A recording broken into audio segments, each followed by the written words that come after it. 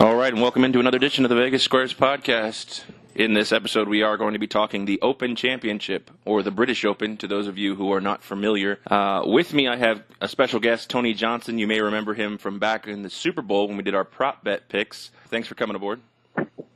No worries, absolutely. I'm glad you're calling it the Open, which I believe is the official term that the UKites like to remind us of, I think, all the time. So, yeah, absolutely, because they call it the Open. We have the U.S. Open, but when, right, to avoid confusion here in the States, we call it the British Open. Right. So, how do people in Scotland feel that the course is in Carnoustie, or however you say it? I'm probably butchering that, but it's in Scotland, but it's the British Open. Do they take a little offense to that? I don't think so. I think the main reason is it's one of the old royal courses that's been around for hundreds of years, and I think just the historical artifact of it being Carnoustie and all the other royals that are there, I think it's all kind of the same game to them. When they, in fact, next year they're moving to a club in Northern Ireland. That just became part of the Rota, and that was more controversial, which is still part of the UK, but I know that has not been one of the spots that have been traditionally played in the last 50, 60 years. But no, I think it's all pretty much fine. Carnoustie is regarded as one of the most difficult tracks that's really actually in the entire island there, and weather usually plays a pretty big part too. So I think it's mostly all part of the same for them for the most part, from what I understand. Although I've certainly never been out there myself. Yeah, it's a par 72, but they're going to play 71 for the Open, obviously because you have the best of the best from both the PGA and European Tour there. Just doing some simple research here, obviously. It was home to Tommy Armour's last major championship, but most notably, I would say, for most people who watched golf in the last 20, 30 years, is the Jean Van de Velde blow-up in 1999. Yeah. That's pretty much in our recent lore as the most notable piece of history in Carnoustie at this point. For sure, definitely. Yeah, it was a pretty crazy time. I remember back in the days. This was when I was first starting to play golf, and it was just an unbelievable thing. Just needing to just scrape by and get by 18. But it's also one of the reasons what makes this course so difficult is the closing stretch. Not just 18, but the closing stretch, the last 3 to 4 holes, are incredibly hard. And getting yourself in a proper spot off the tee is really rule number one, and that's not what Van de Velde was able to do. And we saw the blow up, and he barely even survived just to do the playoff that year. And it was tough to watch. It really was. Yeah, most definitely. Last one hosted there was in, I believe, 2007. Patrick Harrington defeated Sergio in a playoff, and one of those players is still, I would say, close to the top 50 players, and one of those players is completely out of the game, so to speak. Uh-oh. You got emergency services coming your way? Not for me, thankfully. Not for me, so. I'm going to say, you said you had lunch. I didn't know if maybe you were choking on it. No. I survived. This nice Caesar's property sandwich doesn't usually do me in too badly, so this is good. There you go. So let's, I lost, what were we talking about? Patrick Harrington. Yeah, we pretty much, we're done talking about Patrick Harrington, so let's... Okay, yeah, I don't think he'll be brought up again. You're very right on that, yes, for sure. So let's dive into 2018 here, and the betting favorite right now, according to the Westgate, is Dustin Johnson. So we'll start with him. He's played well. We all know about the U.S. Open, at Shinnecock, and how he came out, very well, fell back in the third, and really just couldn't rebound in the final round. And Brooks took back-to-back, but he's the betting favorite here at Carnoustie. And what are your instant thoughts on just him, just isolated by itself, and his attempt to master this course? Well, it's interesting. Leading to the fact you just talked about he's the betting favorite. If you look around, I know we're Las Vegas based here, but if you actually take a look around the world, all of the online sites up until the like brick and mortar spots, even in Europe and other places, and throughout here, not just the Westgate, but in other spots like I believe Dustin Johnson can range from like 10-1, and he's at 15-1 at a couple of on a couple of online sites. So the varying degree of what bookmakers believe are the favorites and or where they should be sort of attached numerically is fascinating to me, more so than almost anything else. But getting into Dustin Johnson himself, it seems like this is a good fit and a good spot for him. He's a guy that doesn't really get too phased in general, which is I think why people like him so much for our own U.S. Opens, because courses being difficult and long, and certainly the rough being so penal as it can be, and how accurate of a driver he is, long, certainly of a driver of the ball he is. I think just makes him a clear advantage, and he doesn't get too down on himself. He's a pretty positive guy out there, and I think we can look back at both U.S. Open and other Open Championship winners as being guys that don't get too down. And so I think people really like the fact of the fit for him in this type of tournament, and are more surprised that he hasn't played as well historically here as maybe would have been expected. So I understand completely why he's a favorite, and it makes sense to me, and I get it. This specific Open, though, at this court, at specifically Carnoustie, is a little bit of a different animal, and to me, the way I'm seeing it, and I just think things might go a little bit differently than what the bookmakers seem to think.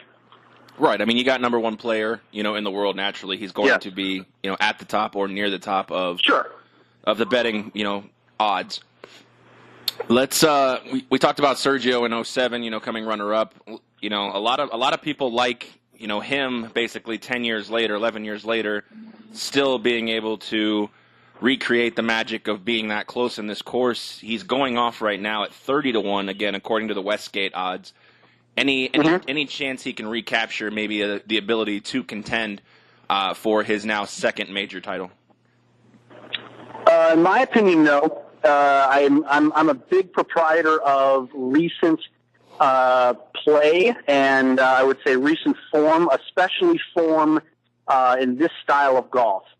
So we looked the last 2 weeks leading into this tournament. We just had the Scottish Open out in the European Tour, and then the Open de France the week before that. And actually, surprisingly enough, the Open de France course they play has a lot of similarities to links style golf. And Sergio has decided not to play in these events, and his form even before this has been subpar in general. I think he's settled down a little bit and seemingly gotten pretty comfortable. He has a new wife, and they just bought a brand new monster house in the Dallas area, I believe. And it just seems he seems more content, and the fire doesn't seem to be there from what I've seen, at least in the last year or so. So based on all of that, and I think having a lot of other better options out there, I think Sergio at 30-1 is certainly not high enough to warrant much attention. Okay, fair enough. Looking at different because obviously betting futures instead of the matchups, which I know Tony you like so well, is the matchup betting, and we'll get into that in a little bit. Yes.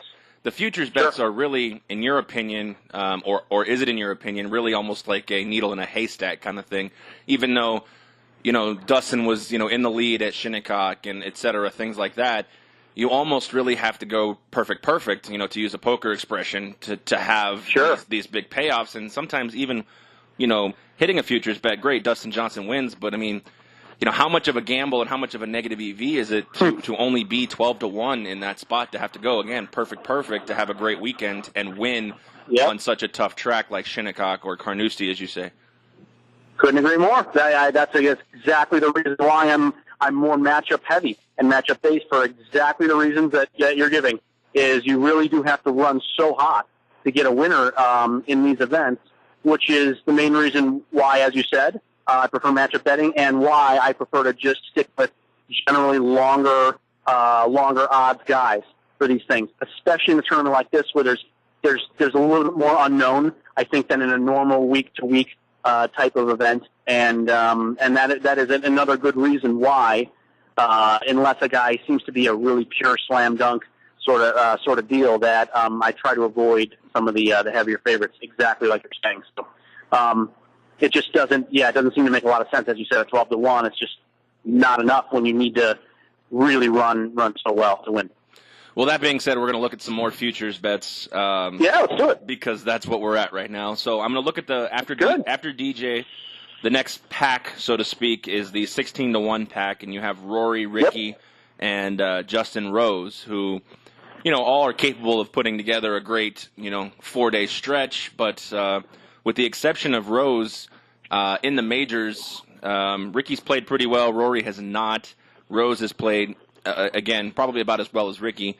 Any guys in that 16-1 range that you think has, a legitimate shot at taking this home and actually something that you might sprinkle some money on? Yes. As I mentioned briefly earlier, I think recent play, especially recent form in a style of golf like this, is very important. And if we look this week at the Scottish Open, which has been has shown us a really good example of guys that have played well the week before in Scotland, and then have played well wherever the Open Championship has been, whether it be Scotland, England, doesn't really matter. If you recall, even Phil Mickelson had won the week prior to his previous Open Championship win, and there's a really strong correlation between the two over the years, and both Ricky and Justin Rose played well this week in Scotland. And Ricky has actually been playing a lot better, more so statistically, not as much scoring-wise, but his game has elevated a bit the last month or two. And he's coming in really good form and seems to have a pretty clear head. I try to follow as much as I can on social media and things like that, because it can sometimes tell a story. And Ricky seems to make some sense. Now, again, as you said, in the 16-1 range, I'm not quite sure that that's high enough to justify money being put down. Certainly, I wouldn't necessarily be in the McIlroy category. He was a little amateur here, funny enough, back in 2007, the last time they played this in his teenage years. And he played pretty well, and then kind of blew up in the third or fourth round. But he does have some history on this course, which is interesting. But certainly, I think with his current form, 16-1 is not enough. But Ricky would make a little sense. Justin Rose has been playing well. I can understand a wager, but again, probably not enough to move the needle for me. Fair enough. And looking specifically in your world, what's a number in these futures? Again, I know you like the matchups, but before matchups existed, I'm sure you were taking these flyers as well. What's a number in your world that you really start to say that's where the value begins? I mean, I understand if you really like a favorite and the favorite wins, then obviously that's great value. But that's a really negative results oriented way to look at it. What's a number to you that really starts to say, okay, my eyes are open here? Ooh, that's a difficult question. I would say the number I start to really look is when people are above 50-1 in that realm. So I start maybe looking in the 55, 60 plus to 1 range is where I really start to pay attention. If I think there's a guy that makes a lot of sense that might be overlooked slightly for whatever reason, or he's not being overlooked, but he probably maybe should be in the 30 to 40-1 range, and he's instead 50 to 60 plus. That's probably where I start thinking. And maybe this is just because we want to be able to bet a little bit to win a lot type mentality. Oh, absolutely. I probably have that. I probably have that a little bit more than even some of the average folks out there. But that's probably where I start looking. I think that's where the value to me starts to unfold. And if we start looking at 144 player fields or roughly in that area, I think we can weed out usually a general amount of players, and I think there's a few another good chunk that are overvalued, and then you have kind of that middling range. And I think if you get in that 60 to 1 and above, I think you really start to see some value. So that's probably where I would start. But no, there's no clear answer there. That's a great question. It's probably one of the hardest ones to answer, I guess, fully, because it depends.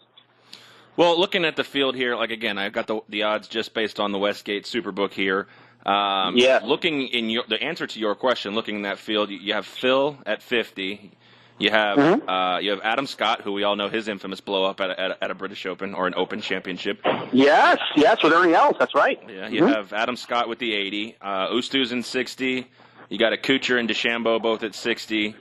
You know, looking at the list, Zach Johnson's played well lately. Bubba's also 60 to 1. Looking at these, any of those guys, like you said, you know, you're starting to look at open your eyes and take a flyer. Any of those guys stand out for you, or someone else that you're looking at right now? Yes. So I'm not sure. I don't have the Westgate numbers in front of me. I think I have another book, but I'm sure we'll be in the relative close range. Some numbers that I am considering, and certainly I wish I had probably before the Scottish Open, because they played pretty well, and I assume they'll move a little bit. Where I'm not sure where he stands in on your list, but Matthew Fitzpatrick, 50 to 1. 50. Okay, so so he was 70 here on my sheet, and then Thomas Peters is also playing really well too, and just had another good week in Scotland, and I had him at 80 over here. He's still 80 at the Superbook. Okay, so those two made a lot of sense to me, and not just for the European thing. I don't really get into the European American. That question comes up a lot. Well, are people from the UK, they're going to be more apt to this weather, and they're going to make it. No, if we look historically, it really has not made any difference whatsoever where you're from, what's going on. It may help a little if you played some more in wind and rainier conditions, maybe slightly, but looking at numbers statistically, it hasn't mattered. Now, Americans have won this tournament a lot in the last 30 to 40 years, and I think there's certainly a lot of good reasons for it. So those guys I like a lot. They both can throw the ball really well, and there's a few other factors that we haven't necessarily and probably don't want to get into fully here of why I like certain guys. So I think mostly guys that are moving the ball left to right, not to get too technical, and I know in this podcast, but guys that fade the ball a little bit more, or lefties that draw the ball, I think are going to be at a pretty strong advantage on this course. There's a lot of holes that move from left to right, and it's just going to be a lot easier hitting the ball in that direction. And those are two guys that do that, especially with their irons. And those two seem to make a lot of sense, and they're both playing really well right now. Other names that I had attached in that realm, I don't know where you had Alex Noren at. I had him at 40 here. I don't know where he's at over there. 30 at the Westgate. 30, okay. That's probably not high enough. And I marked it at 40, but I wasn't sure that I was a huge fan at 40 in general. But he's a guy that can only really hits the ball left to right. So great setup for this course. I think he's mentally in a good spot.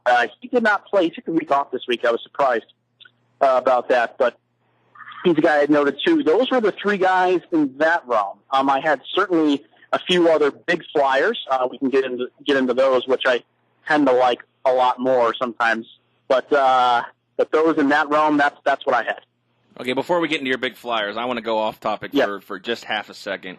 Because every time I look at this, I've never actually cared enough or asked, but you seem to be, of my circle of people I know, the most informative on golf. Is it Tyrrell Hatton or Tyrrell Hatton? He goes by Tyrrell. Oh, see, I wasn't even close. Yeah, Tyrrell is the way it's pronounced. I mean, when I first saw the name, I'm not going to lie, I thought he was just a random American dude that found the wrong sport for some reason, but no, that is say what you want to say. Hatton is how.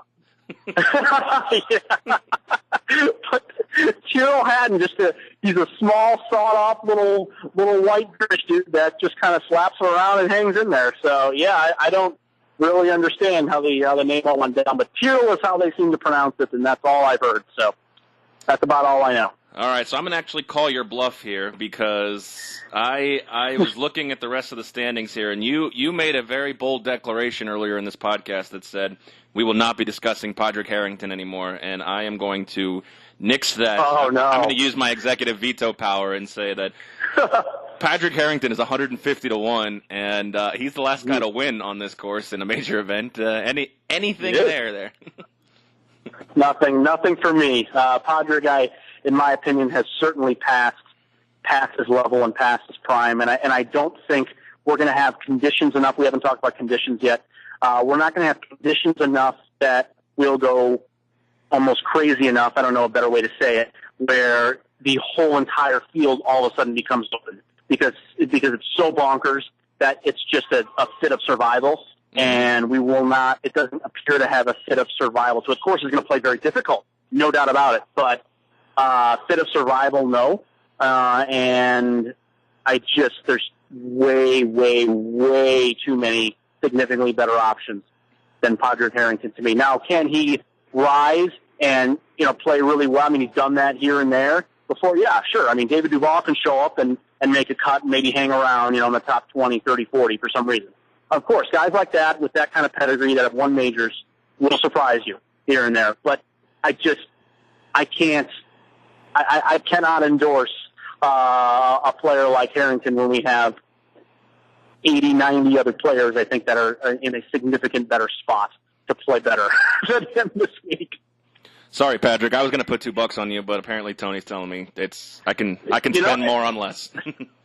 Free world. You have executive power, as we talked about. So that $2 can go. You can do whatever you want. That's the great thing about it. Been wrong before, and I'll be wrong many times again. So yeah, to me, it just doesn't. I think there's other longer options. I think that make actually a little bit more sense than Padraig Harrington.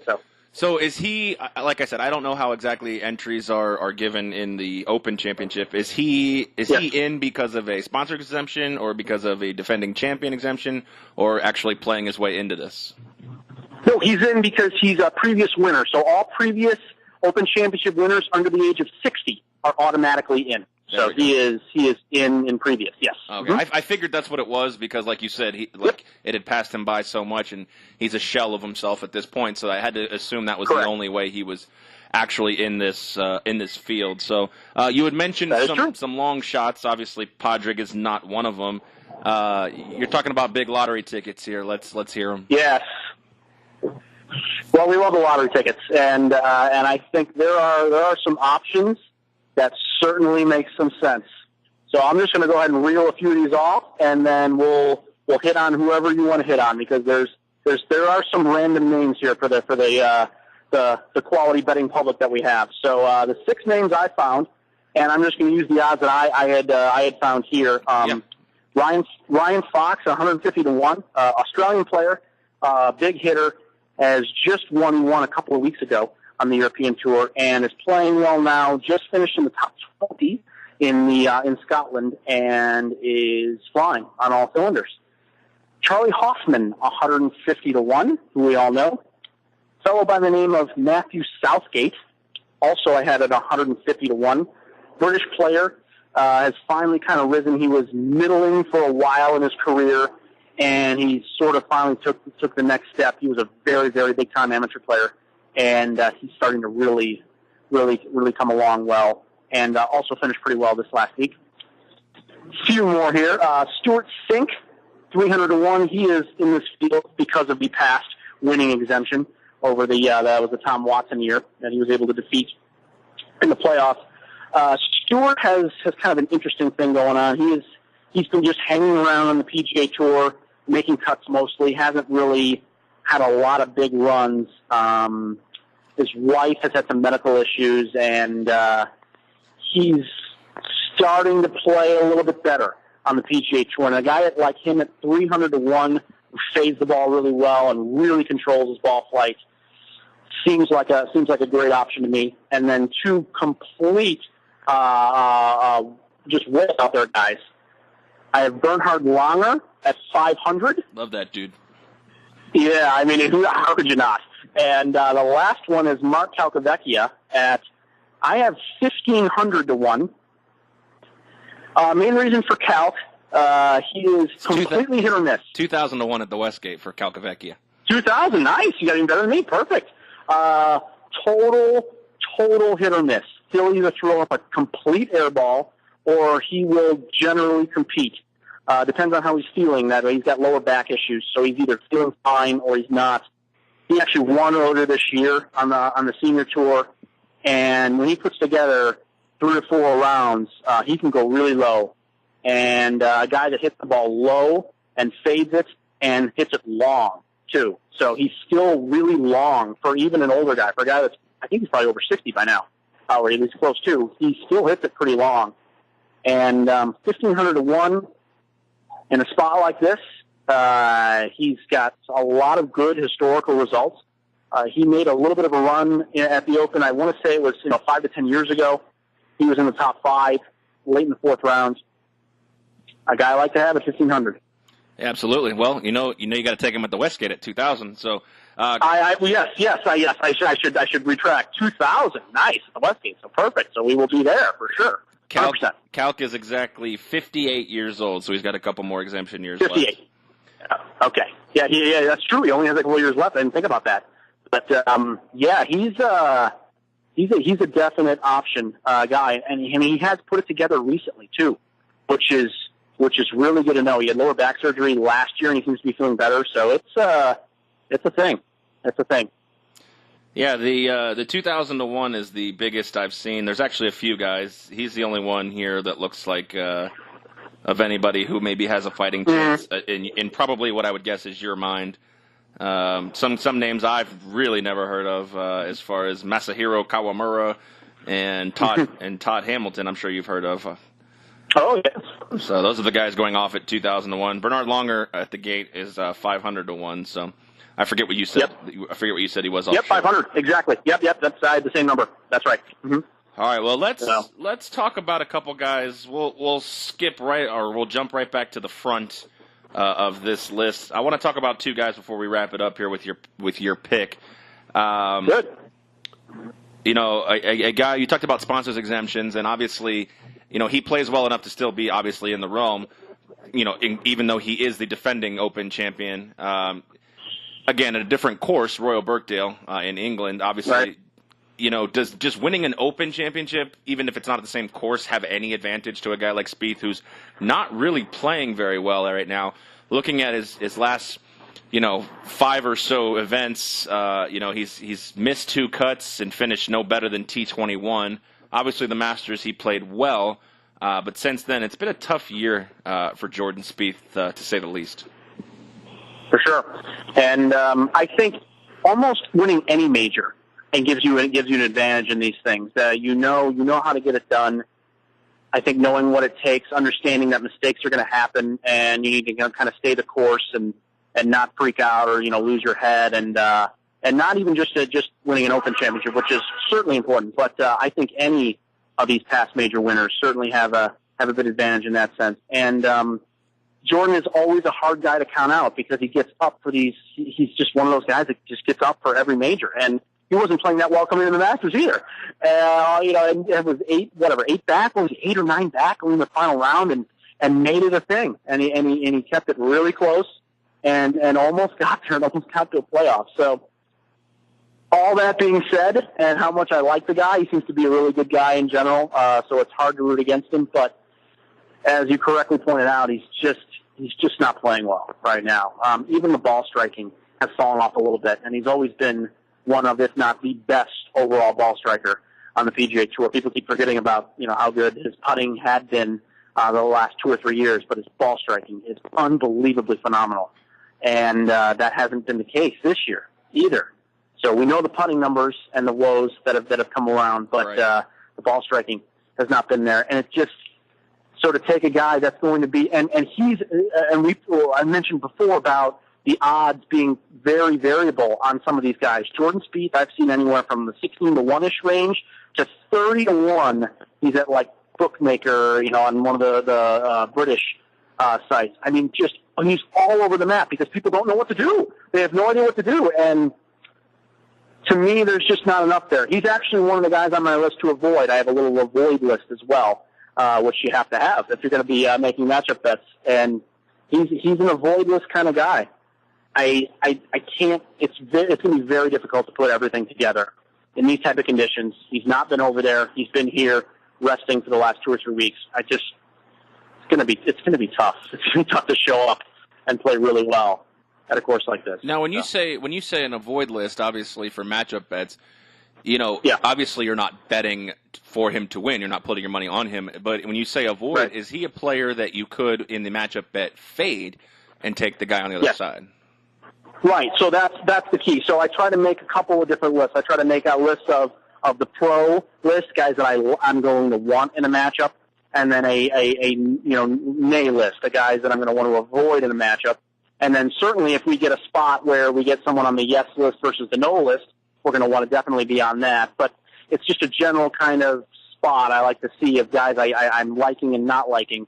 So, yeah, in the right circumstance, especially if we can get some good, money line odds on them, we want to maybe see if we can get a guy with a plus 105, 110, 115, et cetera, on a maybe less heralded player versus Jordan Spieth, but is in a really good spot in this thing. That would be the type of bet that we'd be looking at. Yes. Again, Jordan can certainly play well and come out of nowhere. He's done it before, but it doesn't appear very likely at this spot. I mean, I'm sure he'll make the cut, but to do much more than that would be a surprise.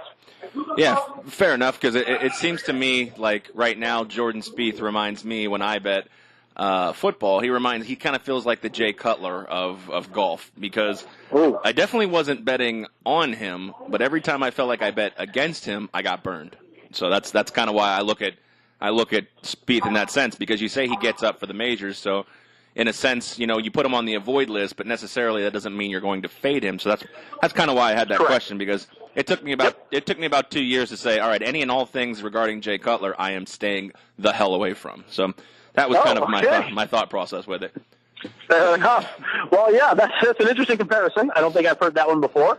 But yeah, I mean, maybe that's more of a better option here. That Jordan Spieth it might be more of an avoid in general, unless you really find a good spot. I'm not opposed to that as well. But to certainly seek out and make a bet either on him or on his side, of a matchup bet, just doesn't seem like a good option. I mean, you get something in the 40 to 1-ish range, maybe it could make some sense, but he's certainly not going to get up that high, nor probably should he. Now, you said something interesting in your last description of talking about Jordan Spieth that I actually just thought about asking you here. Here at the Westgate, he's 20 to 1, according to the number I'm looking at. You said he ranged anywhere from 16 to 30. Yep, that's what I saw. A lot of those 30s, I assume, were more of the offshore books, correct? Yes, the 130 I was at 130, and it was an offshore book. That's correct. Okay. Do you think, and I don't know this, I don't know the answer, and I'm really more fishing here.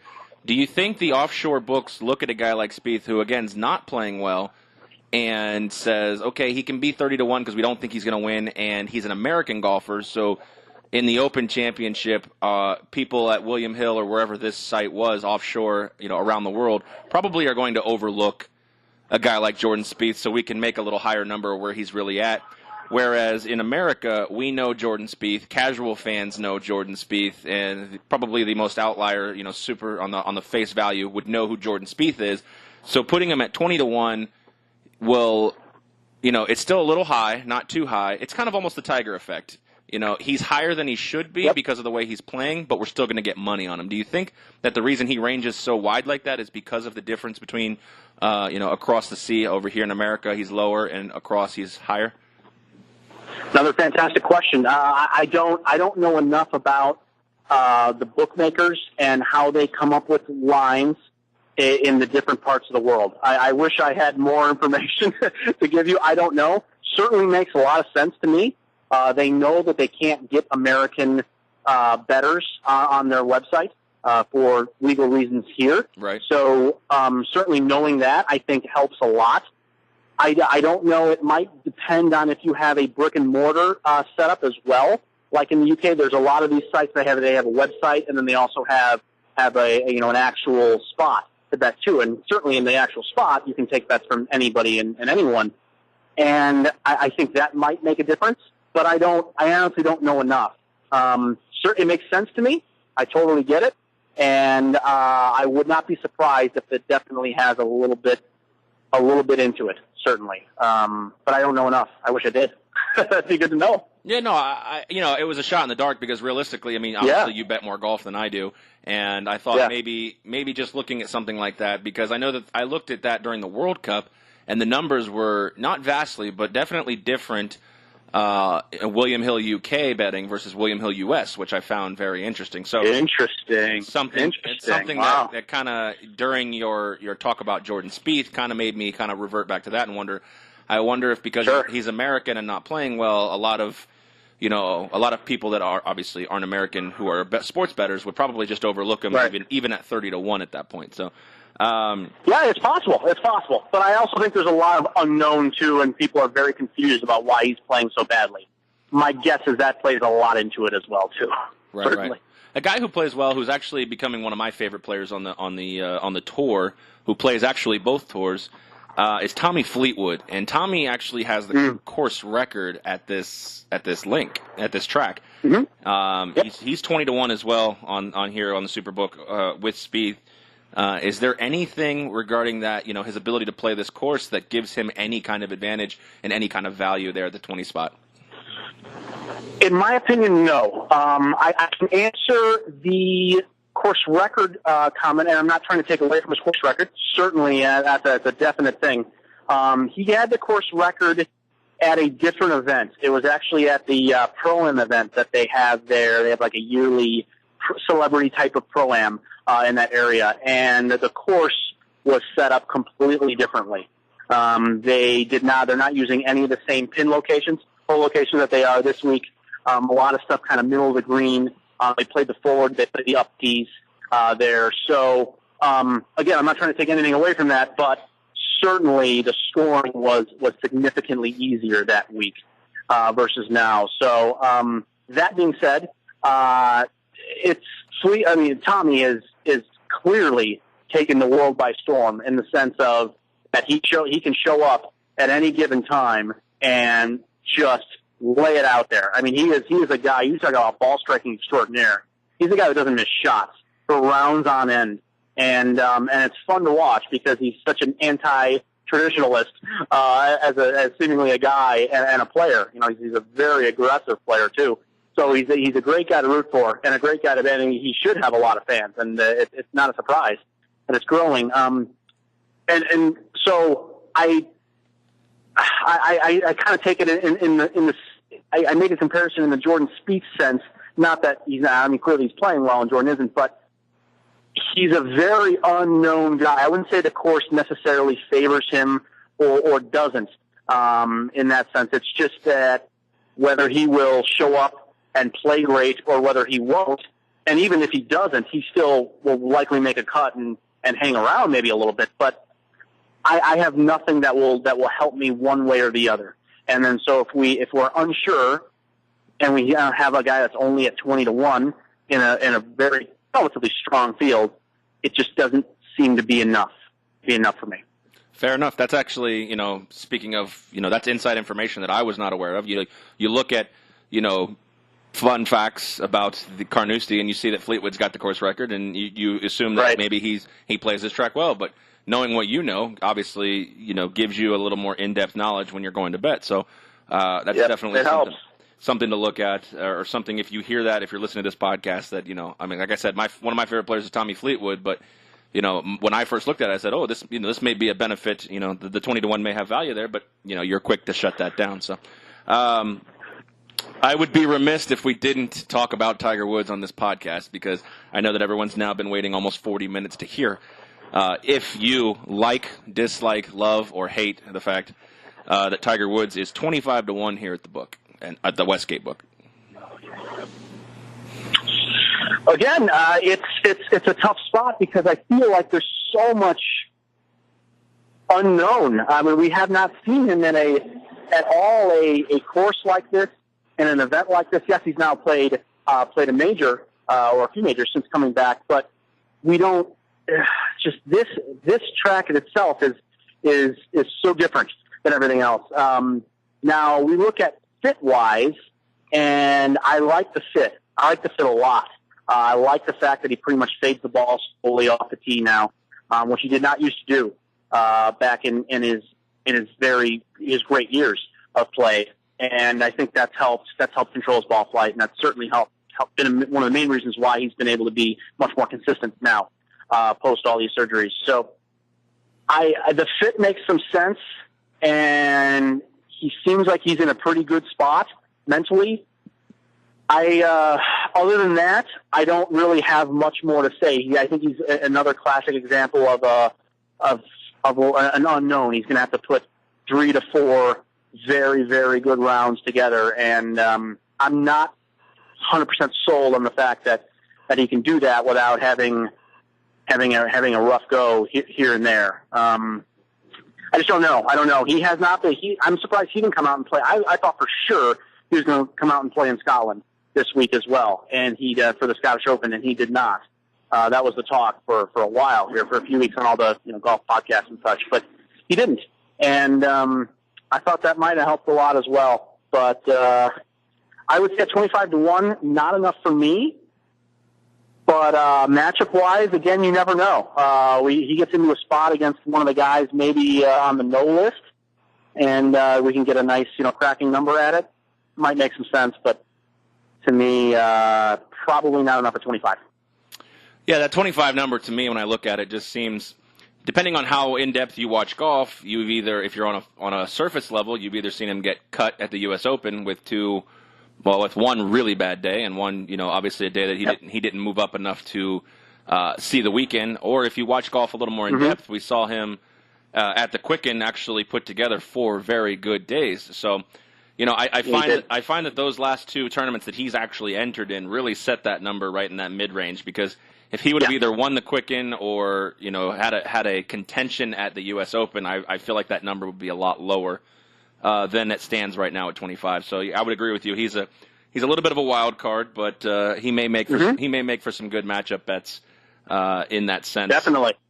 So I know you're very secretive with a lot of what you do as far as making money, and you've done really well from what I've seen. But if you would give the listeners maybe an insight of a few of those green lights on some of the matchup bets this weekend or this week. I wish I could, but the matchup bets don't usually come out until Monday.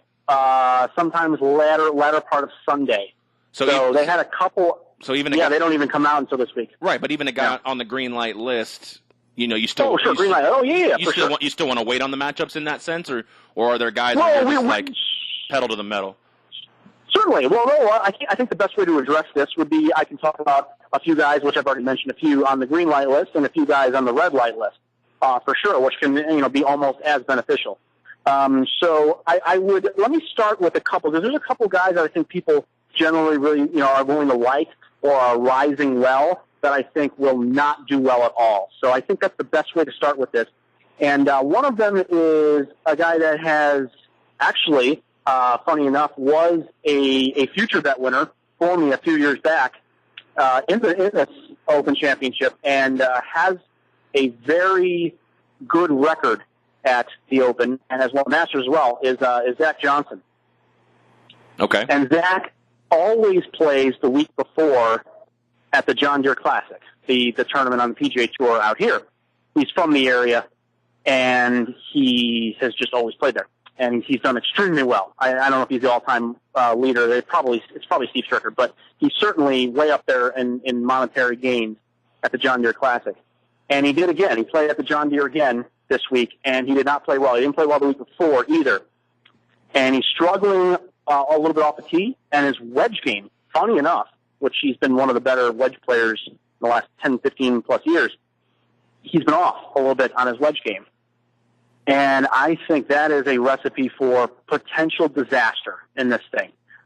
He is a draw-heavy player, hits the ball pretty hard right to left for the most part, which can usually be okay and usually work out in Opens. But this one, not as much.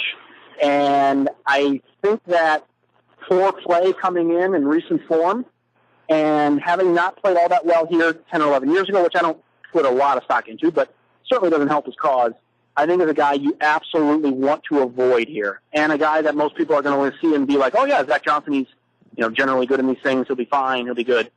A guy I definitely want to avoid.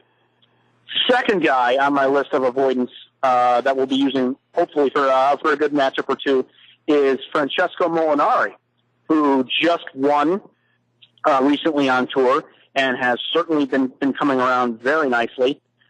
He is a ball striker extraordinaire. He's been an average putter at best most of his career, and he gets by on hitting long irons really, really well and very accurately.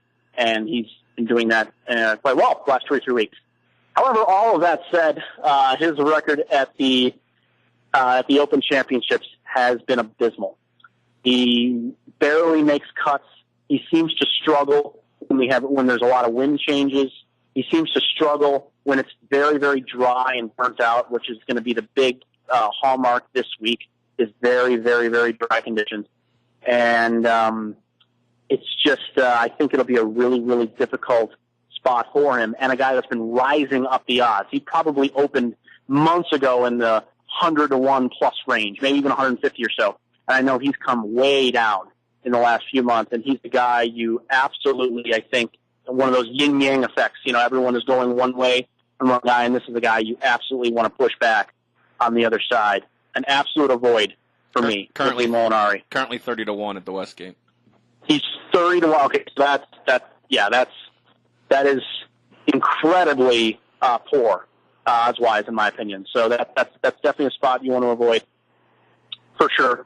I think a pretty obvious one, although it probably should be said, is Bubba Watson. I would avoid here. Another guy that's been playing really well, won multiple times this year, has a very poor record here in this event. He gets frustrated easily and doesn't really seem to understand how to play a lot of these type of courses. Also, most of the time when he does play well and win events, he does it when you can stop the ball really well. Either it rains or it has rained or really soft conditions. This is the exact opposite of soft conditions. The ball is going to run forever, and it's going to be very difficult to understand where to hit the ball so you know where the run out will be and the ball will stop in a good place. He's really bad at that. So, Bubba Watson, that's fair. Easy avoid. Yeah, that's just that's one I think that, again, probably a lot of people might be on as well. I don't think that's going to be an independent thought, but certainly it's to be said. We talked about Sergio.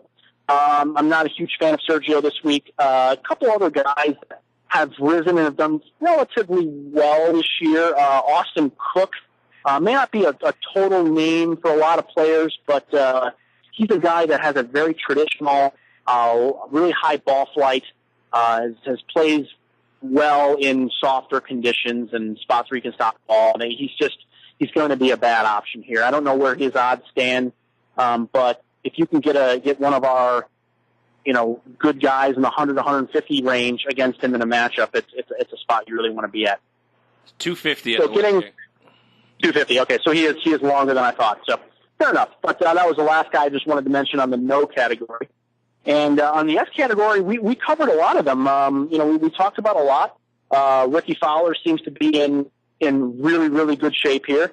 In matchup-wise, I think we're going to want to get him against a guy like Spieth, maybe getting plus odds on a matchup. A guy like Mickelson, maybe only laying minus 115-ish, 120. I don't know how it's going to all shake out. We'll find out. But right. That I think would be a pretty good spot. Justin Rose is always a good option in these things because we know he's going to make the cut. We know he'll be consistent. And if you can get him against more of a flyer kind of player like Bubba Watson, like somebody else, I think that's always a good spot there. That's pretty much where I'm at. Can certainly throw out some other names. I don't know who I'm missing here. There's a lot of guys I feel just generally okay with. Jason Day is a fine option, but you don't really know what you're going to get. But he's a guy I'm not necessarily sure I want to avoid or be on, but potentially in a certain spot, he could make some sense. But I don't have much of a feel for where he's at, so I don't know. But those are most of the guys that I have, unless I'm forgetting some really big names I probably have. No, I think you've got a nice mix of big names and guys under the radar that either, a lot of people are going to be, the Molinari one is especially, like, said. I know a lot of guys who are high, especially, I believe he just won the Quicken, if I'm not mistaken. And he did, yes. So I know a lot of guys are running up on him. In the U.S. Open, he played pretty well, but not great, all things considered, with that track in itself. So he's actually had a halfway decent year, so I can see what you're talking about with the trending upward and fading the public sense in that spot. So I think there was definitely a good list in there with the green light, with the red light and the green light, as far as looking to where to make value and not just saying, okay, look, Spieth's definitely going to turn it around here, which is easier said than done, obviously, in one of the hardest games to play. Certainly, I agree. Yes, especially in this type of week, it seems unlikely. It really does. And in a place that he's never really, I'm sure he's played the course by now at some point, but he has no historical, reference at all there. He had won the Masters before. He's played extremely well, obviously, at Augusta. So it wasn't that big a surprise, I don't think, that he made a run late. But this is a whole new ball game. And quickly with condition-wise, so we didn't talk about this, but this is always something to very much keep an eye on, is conditions, as we all kind of well know, play probably one of the more significant roles in this tournament versus any other one, at least on our soil out here. And it doesn't appear to be will be a heavily rainy contest, and wind will be down for the most part as well. So I don't think scoring will be significantly bad per se, or significantly challenging, especially compared to the U.S. Open. I think scoring will be a little better than the U.S. Open, but that all said, it has not rained and has been a very dry season in that area of Scotland this year. And the course is relative. It's not brown, but it's getting towards the brown phase. The Scottish Open they just played this week, which is just down. It's only probably 10 or 15 miles away. That course they played was relatively brown for the most part, and it's hard to control your ball once it hits the ground because it just rolls forever, and it's tough to stop the ball in the greens. And I think it won't look that difficult, but it's going to play pretty hard, comparatively speaking to a non-weather infested type of Open Championship, which we've seen in the past. All right, moment of truth. It is time for your belief of the player who is going to win, as well as, I know you gave us a few options on the long shots, but where your money will go on a guy that, one, you will believe will win, and two, a second guy who you believe will surprise us and could get that win. If you had to pick one. Well, technically. I have to pick one. Sure, absolutely. So the guy I think that will win the tournament, I'm going to take Ricky Fowler to win the tournament. Odds notwithstanding, if I had the gun to the head, who wins? Right. That's who I will take. A guy that will be there is certainly Thomas Pieters. I think absolutely is a must pick for our longer odds guys. Those would be probably the two names I think that you're looking for that would be my two significant choices. I'd be surprised if both of those guys are not in the top 10 at least, or making a run towards the end. I'd actually be pretty surprised. Very good, very good. You got Ricky at 16-1, and we've got Tomas. Is it Tomas or Thomas? I think I've heard Thomas. I think it's just Thomas, I believe. Not sure. Maybe, but Peter is definitely the last name, so yeah. Maybe Westgate's got a spelling error because there's no H. That's why I was wondering. So you got Peters going off at 80-1. So there you go. Tony Johnson with his picks. It's like you said, it's a needle in a haystack kind of thing, but the matchups are really where it's at. So we're definitely going to, as soon as we see groupings as well, we'll probably revisit, in a tweet or something, our picks for the matchups. So stay tuned to Tony on Twitter. I know he's on Twitter. Where are you on Twitter at? I actually have not posted on Twitter often. I will I will send my picks in on the website, on the Vegas Squares website. I will be out there back again this week. Okay, we'll look for that on vegassquares.com. Tony Johnson with his picks for the Open, and hopefully we can find a winner. I know the expression in poker is find a bag, but let's find a ticket that we can take to the window instead of lighting it on fire. So, Tony, I agree. As always, thank you for your insight and your agreeing to come on here and give us a wealth of knowledge on not only Carnoustie but the Open Championship here in 2018. It was a pleasure, Aaron. I enjoyed it. All right, we'll talk to you soon. All right, sounds good. Thanks. Bye. All right. And that was Tony Johnson with his insight and knowledge on the 2018 Open Championship played at Carnoustie. We appreciate you listening. Thanks to Chai Poker, our title sponsor, for putting us on here. And thanks to 12 Ounce Sports for playing our garbage every chance they can get. Again, thank you for Spike, for Anthony, who couldn't be here right now. I am Aaron. We appreciate you listening, and we'll catch you on the next one.